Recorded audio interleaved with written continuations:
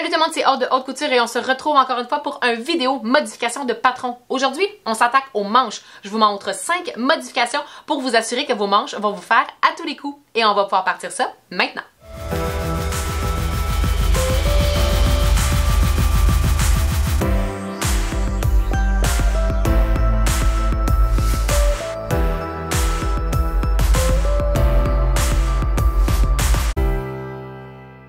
On va pousser un petit peu plus loin pour s'assurer que les vêtements qu'on fait nous font bien. On a vu les pantalons, aujourd'hui on fait les manches et il y aura éventuellement les hauts, donc le corsage. On a fait un petit peu avec l'ajustement de forte poitrine et de petite poitrine, mais on va pouvoir faire d'autres modifications. Mais aujourd'hui, on se concentre sur les manches. On va en faire 5. On va voir comment ajuster pour les biceps, qu'ils soient forts ou plus petit, pour la longueur de manche, la raccourcir ou l'allonger. On va également faire des ajustements pour les sous-bras, pour les emmanchures et les têtes de manche. Donc, c'est les 5 modifications qu'on va voir aujourd'hui.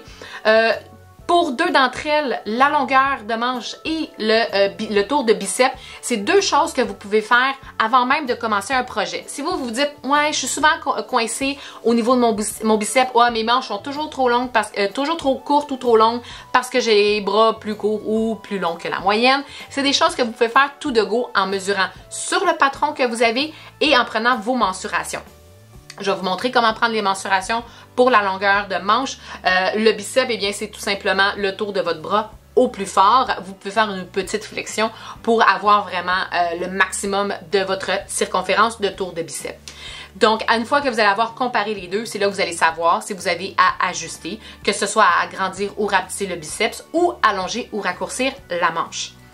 Pour les 3 dernières modifications que je vais vous montrer, c'est-à-dire le sous-bras pour avoir plus de mobilité pour lever le bras, pour pouvoir ajuster à la tête de manche s'il y a un surplus à la tête de manche ou ajuster aux emmanchures si jamais vous êtes coincé, bien c'est des choses que vous allez voir seulement après. Soit une fois que le vêtement va être fini ou si vous voulez prendre le temps de faire une toile, c'est quelque chose que vous allez voir durant la toile. C'est quoi une toile? Important de le mentionner, eh bien une toile c'est un brouillon. C'est ce qu'on va venir faire avant de faire le propre dans le beau tissu qu'on a acheté coup de cœur et qu'on a fait oh mon dieu j'ai tellement hâte de faire quelque chose là-dedans. Eh bien avant d'avoir à faire quelque chose là-dedans, on est toujours mieux de venir faire une petite toile avant qu'on vient faire dans un tissu qui va ressembler le plus possible au tissu qu'on va utiliser pour notre projet. C'est donc quelque chose qu'on va faire avant. Moi, personnellement, quand je viens faire du tissu, j'aime beaucoup utiliser de la toile de coton naturel, donc du coton jaune, que moi j'appelle. C'est quelque chose que vous pouvez retrouver en boutique pour pouvoir venir justement faire vos toiles. Ça se presse très bien, ça se coud à merveille et on peut écrire facilement aussi dessus. Je vous le conseille fortement. Parce que les modifications que je vous montre aujourd'hui, un peu comme le pantalon, faites-vous une toile. Je vous le dis, puis je le sais, je le fais pas. Je l'ai pas fait lors de mon dernier vidéo du défi de 1 heure de couture par jour à tous les jours. Je pensais que ça allait fonctionner, finalement ça n'a pas fonctionné, mais j'ai quand même été capable de rescaper mon projet malgré tout. Mais oui, théoriquement, quand on fait un nouveau patron de pantalon, de chemise, de robe, dans le tissé surtout, on doit faire une toile. Pourquoi? Parce que le tissé, ça pardonne pas. Si c'est quelque chose qui est ajusté, eh bien, ça va pas pardonner. On va pas pouvoir faire des ajustements ou on va pas faire comme, OK, c'est un petit peu serré, mais j'ai de l'extensibilité, donc ça compense. On n'a pas ce petit jeu-là. Fait que quand on vient faire certains projets, ça vaut la peine de venir faire des toiles. Les pantalons sont des projets qu'on doit souvent venir faire un petit brouillon avant. Les chemises, ça peut être bien aussi, surtout si en magasin, on a de la misère à trouver des chemises qui nous font bien. Ça vaut la peine de venir faire la toile avant. Si aussi on se fait une robe ajustée en lin, en chambré, dans quelque chose qui n'est pas extensible, ça peut valoir la peine de venir faire un petit brouillon avant pour s'assurer que tout va nous faire. Et c'est là qu'on va venir voir les problèmes.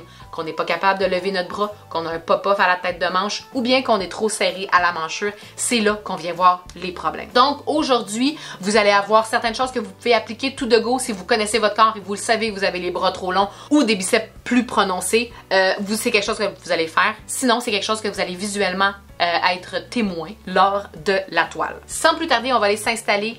On a besoin des classiques, la règle droite, la règle courbe, papier, crayon, papier collant. Pour ma part, j'utilise aussi des crayons marqueurs de couleur parce que je veux que vous voyez les différences entre le patron original et les modifications que je fais.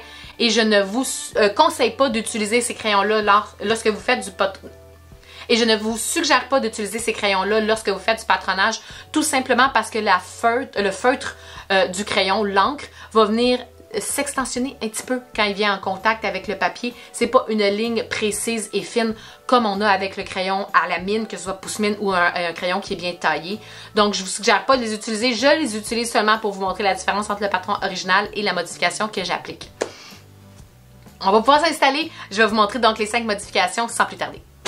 Fait qu'on va pouvoir s'installer, puis comme l'autre vidéo que j'avais fait sur les modifications de pantalon, on va, moi personnellement je vais y aller avec les demi-mesures parce que les petits gabarits, ça va être beaucoup plus facile de vous montrer 6 de modifications différentes. Fait que j'ai des feuilles d'imprimante qui avaient juste des trucs à l'endos. Je venais me placer. Pour faire modification, j'allais me chercher crayon à la mine, crayon de couleur. Les crayons de couleur, feutre, comme je vous ai déjà dit, les pointes, c'est un petit peu trop large pour faire du patronnage, mais moi, pour vous montrer quand il y a des différences, c'est l'idéal.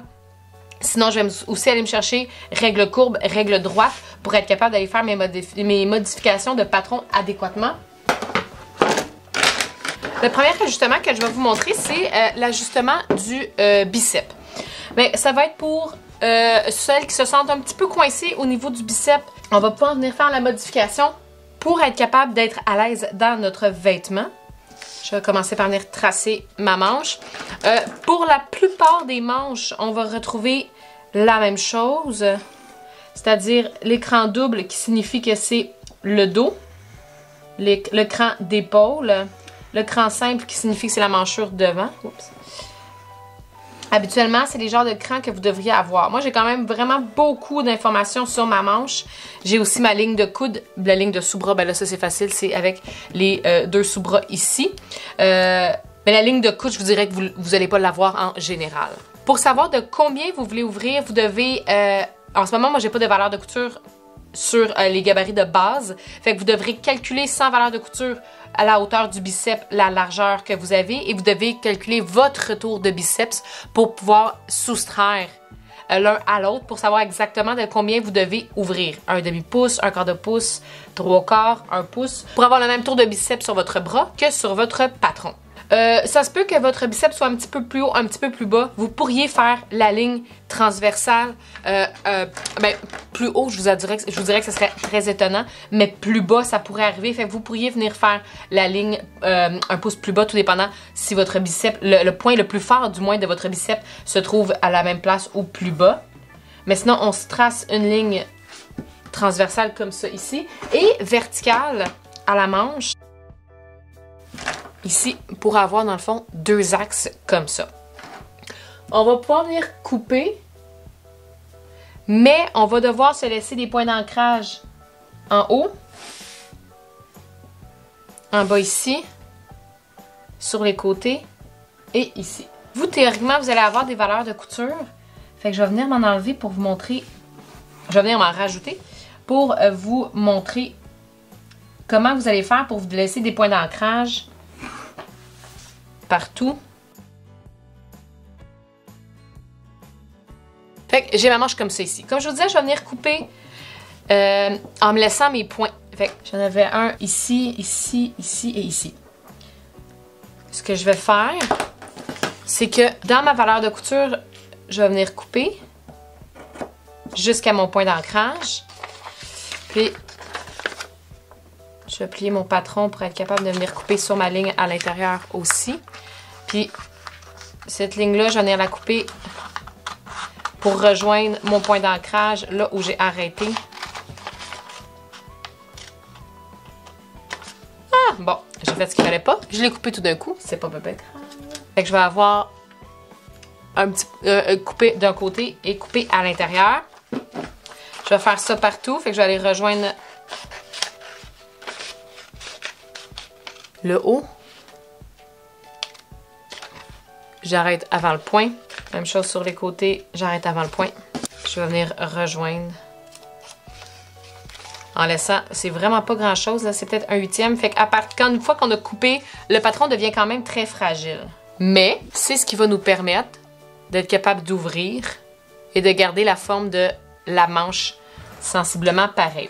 Fait que là, on va se mettre une pièce de papier en dessous et tout dépendant de combien vous voulez ouvrir. Si vous avez une pièce de papier colorée, ça peut aider pour voir exactement de combien qu'on va l'ouvrir.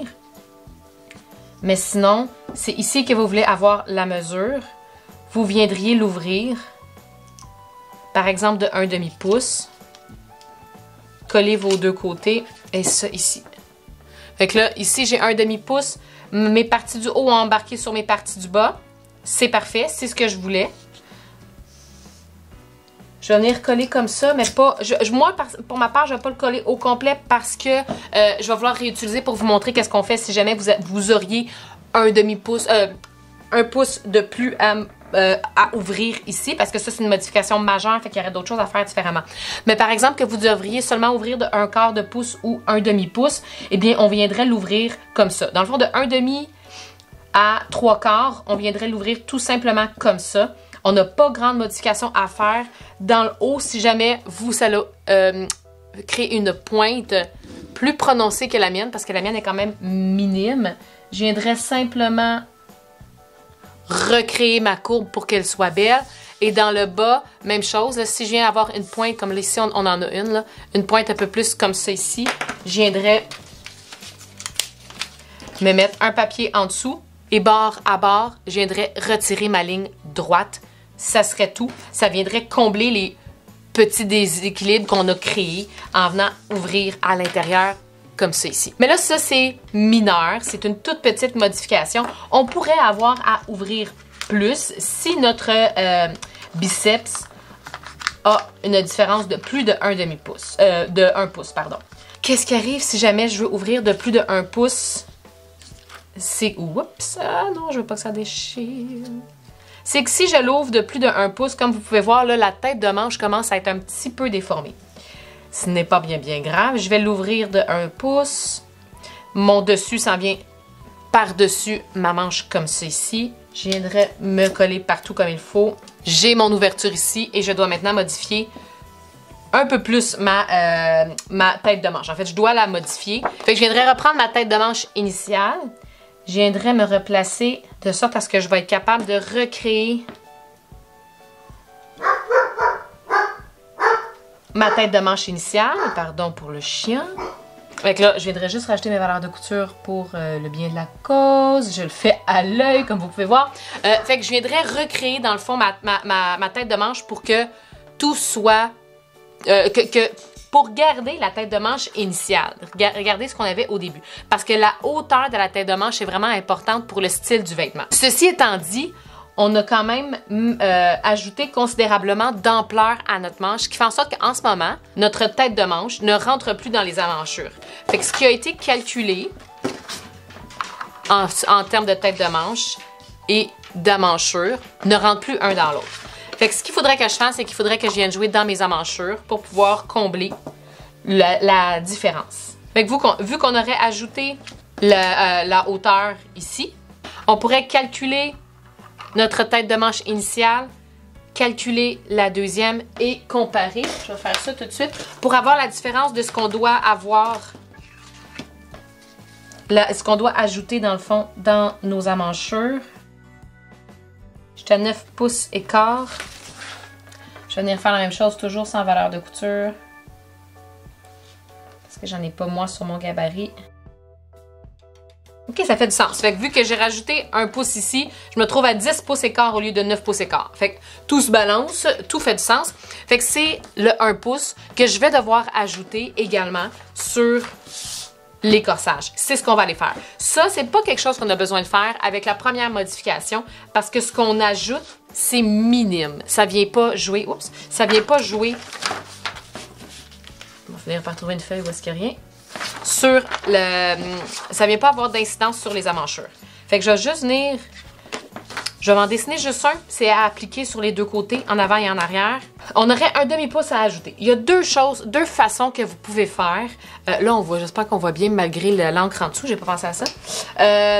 Deux choses que vous pourriez faire, c'est soit descendre la manchure. Et là, on le diviserait en deux parce qu'en ce moment, on travaille sur des demi-patrons. On travaille sur le devant et on ferait la même chose au dos. Fait que je viendrais descendre de un demi-pouce et avec ma règle courbe, je vais probablement y aller à l'œil parce que c'est une règle qui a été conçue pour des gabarits grandeur nature.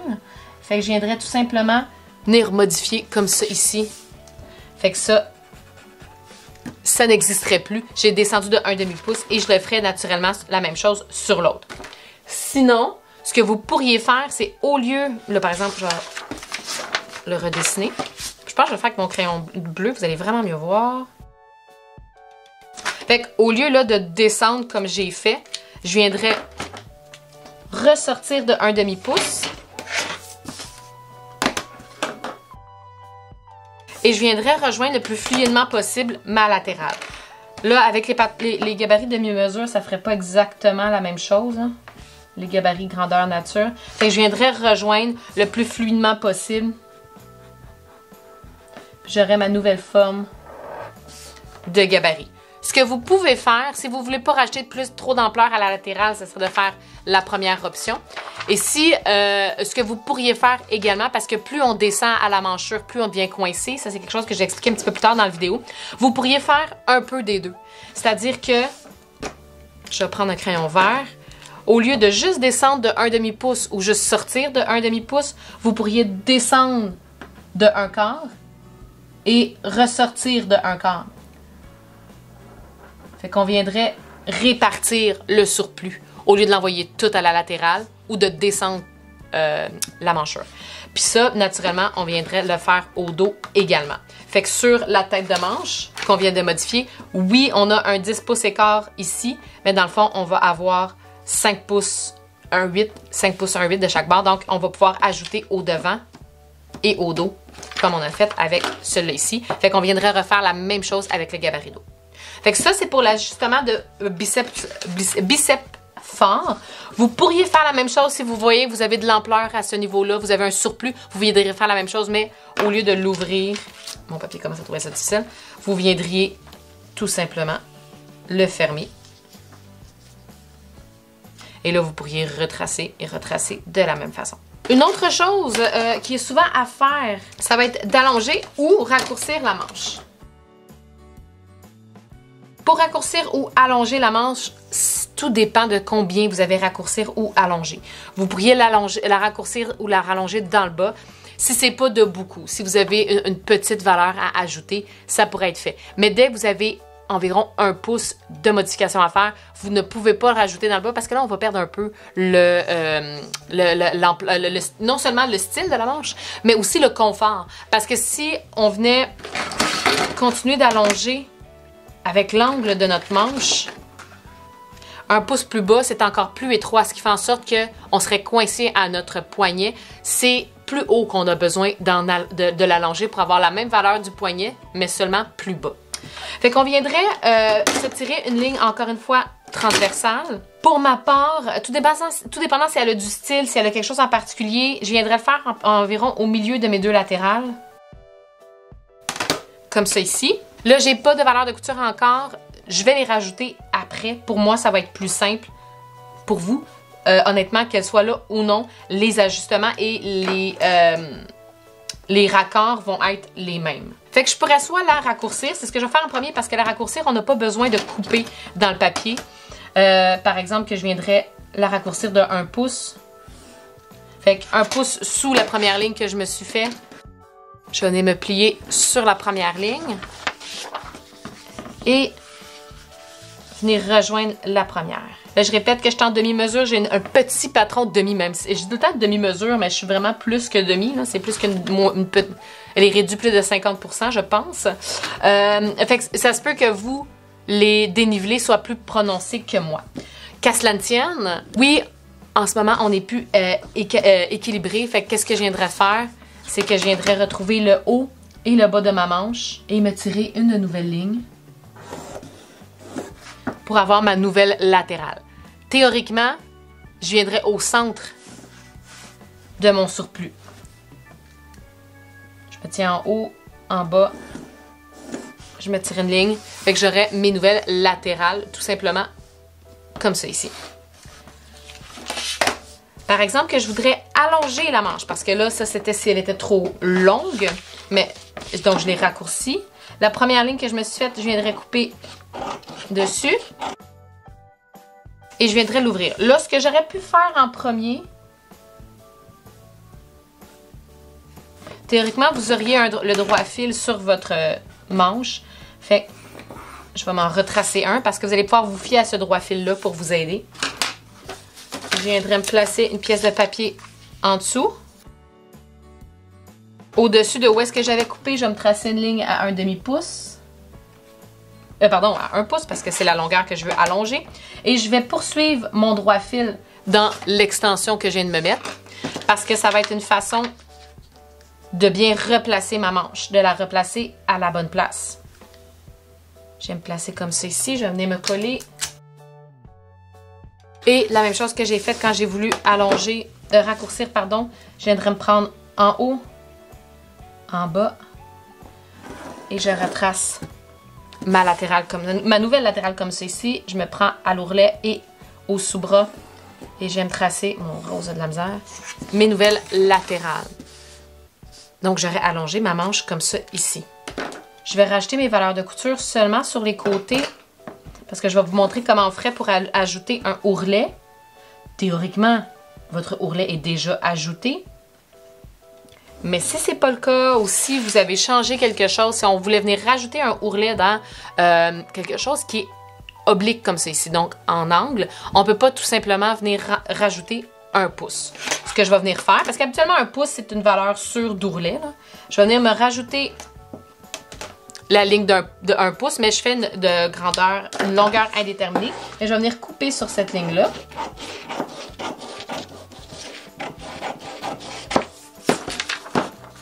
Je vais venir plier sur ma ligne d'ourlet. Donc, je vais venir rentrer mon ourlet de 1 pouce. Et je vais venir couper sur mes valeurs de couture des deux côtés. Comme ça ici. Puis quand je vais ouvrir mon ourlet, ça va me faire un petit sablier. C'est ce qu'on appelle faire le capucin de l'ourlet. Parce que si on n'a pas ça, quand on va venir faire le ourlet, on n'aura pas assez de tissu pour être capable de le refermer comme il faut. Il va avoir un surplus sur la manche, il va en manquer sur le ourlet. Fait que c'est super important de venir faire ça comme ça ici. Et là, je parle, mais je me rends compte que j'ai oublié de vous dire comment trouver la valeur que vous avez entre les deux. Comment trouver la valeur de l'augmentation ou de la réduction, tout dépendant si votre manche est trop courte ou trop longue. Eh bien, ça va être de mesurer le haut de votre manche jusqu'en dans le bas sans le ourlet et de mesurer votre bras de votre poignet. Théoriquement, c'est là ce qu'on a ici.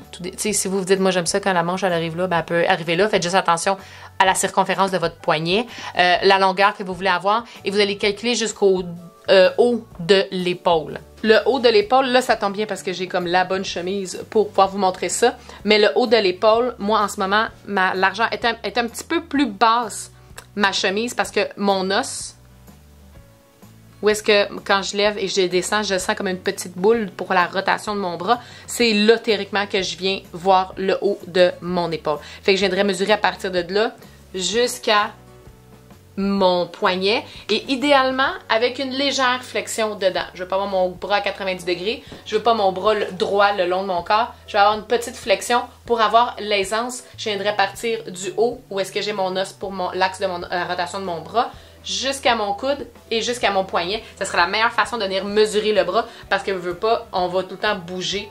Fait que c'est avoir la petite aisance quand on plie le bras. C'est sûr que quand on le plie complètement, là, les manches vont reculer un petit peu. Mais malgré tout, on va avoir une meilleure idée et avoir un petit peu d'aisance dans la longueur de la manche. Fait que quand on va mesurer ça, on va pouvoir comparer avec notre patron papier et savoir c'est quoi la différence entre les deux. Fait que ça, c'est ce qui en est pour les longueurs de manche.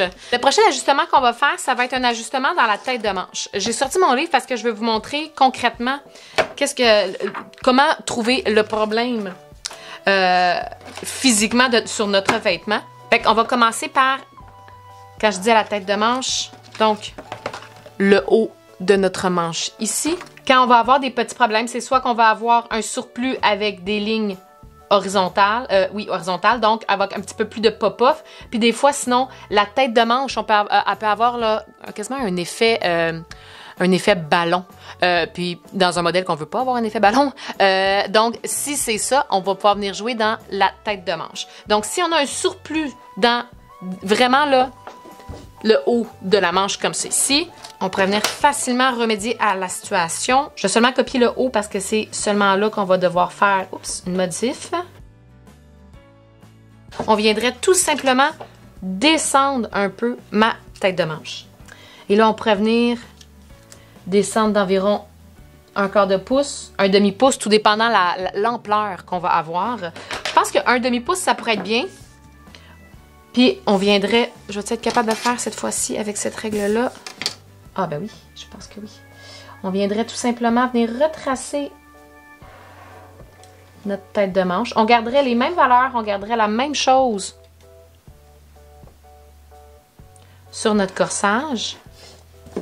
Là, j'aurais ma nouvelle tête de manche. Ça serait plus bon. Aussi simple que ça. Si c'est sur les côtés, parce que là, j'ai dit que c'était dans le haut, comme ça ici, mais si c'est plus sur les côtés, des lignes qui viennent tirer, donc on est coincé, on n'est pas confortable, ça vient créer une tension, un stress dans le haut de notre manche. Fait que là, ça serait le contraire, il n'y aurait pas un surplus, on serait coincé. Et la plupart du temps, ça va venir arriver là, sur les côtés. Fait que je sais pas si on a, par exemple ici, là, on aurait des petites lignes, ça viendrait tirer, on serait coincé comme ça ici. Eh bien, au lieu là, de venir jouer où est-ce que j'ai joué avec ma ligne mauve, je viendrais en ajouter, je vais prendre une autre couleur, en gardant le haut de ma tête de manche, mais je viendrais ajouter environ encore là, entre un demi-pouce et un quart, si vous n'êtes pas sûr, rajouter un 3/8. Je viendrai en rajouter juste ici pour me rajouter de l'aisance. On n'est vraiment pas obligé d'en ajouter beaucoup. Des fois, juste un petit quart, ça fait le travail qu'on veut que ça fasse. On essaie de faire le plus fluidement possible. On essaie qu'on garde des belles courbes. Là. Les têtes de manche sont souvent un peu comme un S. On viendrait en ajouter donc de chaque côté. Ensuite de ça, une autre modification que je trouve quand même vraiment intéressante. On va retourner debout parce que je vais vous montrer concrètement sur le vêtement. On va venir tracer encore là la manche. J'aurais pas besoin de la tracer au complet. Ça va être un ajustement au sous-bras. Avec les sous-bras, ça va être ça ici. On va venir faire un ajustement. Justement, du sous-bras, on va venir le faire quand on va être coincé. Ça va être la plupart du temps dans des chemises, dans des robes. En fait, ça va souvent arriver dans les robes justement parce que ça ne va pas tout le temps tout lever. La chemise, c'est une chemise qui est loose, c'est pas si pire. C'est une chemise qu'on rentre dans notre pantalon. On va rencontrer le même problème. Donc, c'est un ajustement qu'on va faire quand on va être dans des vêtements tissés, non extensibles. Et soit que le haut est rattaché avec le bas, donc une robe, ou qu'on met dans nos pantalons, donc une chemise avec un pantalon propre la plupart du temps. Qu'est-ce que ça va faire? C'est qu'une fois qu'on est attaché, admettons que ma chemise est attachée après mon pantalon, là, j'aurais pas ce problème-là parce que sur ma chemise, c'est pas si pire, mais je vais avoir une limite, ben c'est pas quand même, je vais avoir une limite de où est-ce que je peux lever mon bras sans que tout ait envie de sortir de mon pantalon. Fait que plus mon sous-bras est bas, mettons que je l'exagère puis je le tire, moins je vais avoir d'aisance pour être capable de monter, mais plus mon sous-bras est haut, là, je vais juste attacher dans le bas parce que sinon ma chemise va lever. Fait que je vais me mettre avec une épingle, je vais attacher ma chemise et mon pantalon en considérant que le sous-bras est collé à mon aisselle, plus je vais avoir d'espace pour être capable de monter. Ma chemise est quand même attachée après mon pantalon, mais étant donné que mon sous-bras est plus proche de mon aisselle, j'ai plus d'espace pour pouvoir lever mon bras que si par exemple, même là en ce moment, j'ai une limite à où est-ce que je peux lever mon bras sans que tout lève. Fait que je vais aller montrer comment corriger ça. C'est vraiment pas difficile à corriger, mais si vous faites même des costumes d'époque, si vous faites des robes ajustées avec manches longues et en tissé, vous allez avoir besoin de faire cette modification-là. Et là, le principe est expliqué. Ce qu'il va falloir savoir, c'est de combien on a à remonter. Moi, ce que j'aime bien faire, c'est venir prendre une règle et mettre la règle sous le bras. Et là, on pourrait voir, par exemple, que mon amanchure, elle arriverait ici. Ben, il faudrait que je la remonte de 1 pouce. Il faudrait peut-être que je la remonte de 1 demi-pouce, tout dépendant. Fait que vous pouvez soit y aller comme ça, ou soit tout simplement découdre la manche, parce que théoriquement, vous allez être sur un vêtement qui n'aura pas fonctionné. Découdre la manche et regardez où est-ce que la manchure arrive et de combien vous devez la monter pour arriver à quasiment votre aisselle. Vous n'êtes pas obligé d'être collé dedans. Vous pouvez être à un quart de pouce de votre aisselle, mais de voir, et là, la valeur qu'il va avoir entre les deux, entre où est-ce que votre manchure arrive et où est-ce que vous voulez qu'elle arrive, cette valeur-là, c'est de ça que vous allez monter sur la latérale de votre corsage. Fait que la première chose que je viendrai faire, ça va être de ça va être de copier le corsage. Je suis pas obligée de le faire au complet, mais quand même, je vais en faire une petite partie. Comme ça. Et là, c'est ici. Par exemple, que je monterais de 1/4 de pouce, je vais monter de 1/4 de pouce et je vais venir recréer mon amanchure. Naturellement, je vais essayer de la recréer le plus exhaustif possible. Je vais essayer de recopier la profondeur du mieux que je peux. Et là, maintenant, mon nouveau point de sous-bras, il est ici. Théoriquement, vous auriez les valeurs de couture comme ça, mais mon nouveau point, il est là. Et j'aurai mon autre point d'épaule qui est là, juste ici. Fait que ça, j'aurais ajusté sur ma manche, mais il va naturellement falloir que... sur mon corsage, pardon, et il va falloir que je le fasse sur ma manche. Fait que je viendrai copier, tracer, pardon, ma manche. Comme ça, ici. Et là, j'ai travaillé avec le corsage devant. Ce que je vais faire là, on viendrait faire la même chose pour le dos. Une chose à savoir sur les têtes de manche montées, c'est que ma tête de manche n'a pas la même mesure que mes deux amanchures. Donc, amanchure dos, devant et dos. Ils n'ont pas les mêmes. Ma tête de manche, elle a plus d'ampleur parce qu'on va venir résorber pour avoir une belle courbe dans le haut. Ça va pas être froncé, il va pas avoir de surplus. De la façon qu'on va le résorber, c'est seulement pour venir créer une belle tête de manche bien ronde. Donc, si je calcule mon sous-bras à mon épaule, je ne vais pas nécessairement avoir la même mesure de mon sous-bras à mon épaule. Mon amanchure va être plus petit. Je dis ça parce que là, il va falloir faire une vérification. J'ai rajouté j'ai monté de 1/4 de pouce. Je vais monter de 1/4 de pouce également. Venir retracer ma tête de manche du mieux que je peux, le plus exhaustif possible. Et là, je vais commencer par comparer pour être certaine ma première tête de manche, donc ce que j'ai fait en vert, et après je vais comparer avec ce que j'ai fait en mauve. Fait que je vais venir placer mes patrons pour qu'ils soient un sur l'autre, et je viens me placer avec un crayon. Là, vous ne le verrez pas, la transparence de mes feuilles. Je viens me placer sur mon vert, fait que vert sur vert. Je viens me placer, là, ce que je vais aller calculer, c'est où est-ce que mon cran d'épaule arrive sur ma tête de manche. Fait que j'y vais doucement, je viens promener valeur de couture sur valeur de couture. En fait, ligne sur ligne, j'ai 100 les valeurs de couture. Donc là, théoriquement, oui, mes crans arrivent à la même place. Là, j'ai mon cran d'amanchure. Ils sont à la même place, comme ça, ici.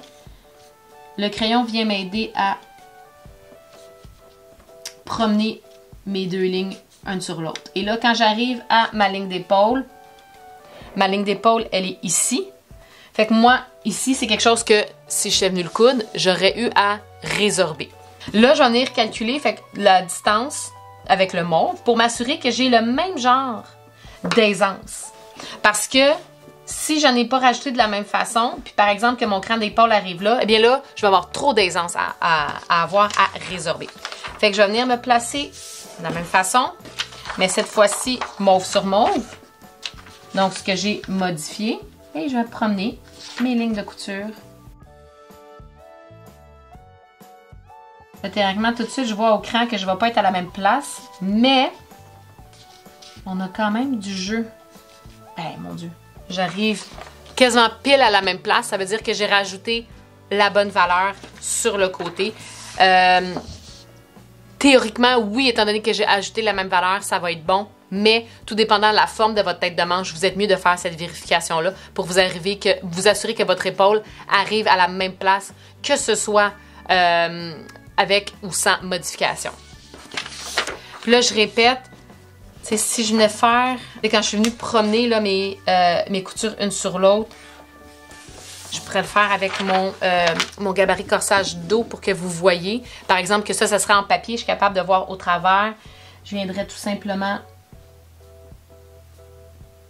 Ça va être plus difficile avec les gabarits plastiques. Je viendrais promener mes valeurs de couture une sur l'autre. C'est plus facile avec du papier. Là, j'arriverai à mon épaule. J'ai pas de valeur de couture sur mes gabarits, je vous répète. Mon épaule arriverait ici. Fait que moi, le patron de la façon qui a été confectionné, de ici à ici, c'est quelque chose que je viendrais résorber. Je ne vais pas juste venir le résorber ici, il va être résorbé dans toute ma manche, mais c'est la valeur que je vais avoir à résorber pour venir poser ma manche. Si vous avez jamais posé une tête de manche montée comme ça sur un vêtement tissé, ce que je vous dis en ce moment, c'est un petit peu mélangeant, mais moindrement que vous viendriez poser une tête de manche sur un veston, sur une chemise, sur un costume, sur une robe faite en lin, faite en tissé, et que vous avez une tête de manche comme ça, vous allez avoir à vous passer un petit fil de fronce et venir froncer juste un petit peu pour être capable de venir rentrer votre tête de manche dans votre amanchure. Donc, en faisant cette vérification-là, on s'assure que de la façon qu'on a monté pour nous ajouter de l'aisance dans le mouvement de notre manche, rentre encore, la tête de manche rentre encore dans le fond dans l'amanchure. Et voilà tout le monde, c'est ce qui conclut la vidéo d'aujourd'hui. J'espère que ça vous a aidé malgré le fait que c'est quand même très technique ce que je vous expliquais aujourd'hui. Le patronage l'aide tout le temps. C'est un monde assez particulier, le patronage. Si jamais vous avez des questions, n'hésitez pas à les laisser juste en dessous. Je vais essayer d'y répondre le plus rapidement possible. À cliquer j'aime si c'est du contenu que vous avez aimé ou qui vous a aidé. Et aussi vous abonner si vous voulez avoir toutes les notifications sur les futures vidéos ou les lives que je fais à tous les vendredis. Ceci étant dit, on est l'été. J'ai un break de live. Je prends une petite pause pour la saison estivale de live du vendredi. Il y en a seulement 2 si jamais vous voulez voir. Vous pouvez vous rendre sur la communauté Haute Couture sur Facebook pour avoir les horaires des futurs lives qu'il va y avoir durant l'été. Il va en avoir 2, un mois de juillet et un mois d'août. Aussi, si vous voulez participer à notre club de couture, eh bien, je vous invite à aller cliquer sur le lien en dessous de vidéo pour aller voir mon Patreon, qui est une autre façon d'encourager la chaîne et le contenu que je vous crée ici à toutes les semaines. Donc, si jamais vous voulez avoir un peu plus d'informations là-dessus, n'hésitez pas à aller cliquer sur le lien. Les informations y sont si vous voulez faire partie du club de couture ou seulement encourager la chaîne un peu plus. Sur ce, tout le monde, je vous dis bonne couture et on se revoit aux prochaines vidéos.